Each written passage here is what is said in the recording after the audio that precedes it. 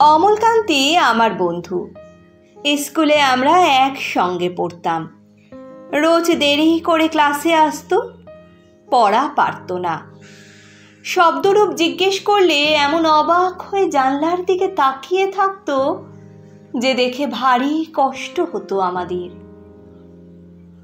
আমরা কেউ মাস্টার হতে চেয়েছিলাম, কেউ ডাক্তার, কেউ উকিল। অমলকান্তি সে সব কিছু হতে চায়নি।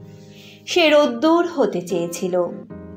ক্ষান্ত বর্ষণ কাকডাকা বিকেলের সেই লাজুক রোদ্দুর, জাম আর জামরুলের পাতায় যা নাকি অল্প একটু হাসির মতন লেগে থাকে। আমরা কেউ মাস্টার হয়েছি, কেউ ডাক্তার, কেউ উকিল। অমলকান্তি রোদ্দুর হতে পারেনি। সে এখন অন্ধকার একটা ছাপাখানায় কাজ করে। মাঝে মধ্যে আমার সঙ্গে দেখা করতে আসে, চা খায়, এটা ওটা গল্প করে, তারপর বলে, উঠি তাহলে। আমি ওকে দরজা পর্যন্ত এগিয়ে দিয়ে আসি। আমাদের মধ্যে যে এখন মাস্টারি করে, অনায়াসে সে ডাক্তার হতে পারত। যে ডাক্তার হতে চেয়েছিল, উকিল হলে তার এমন কিছু ক্ষতি হতো না।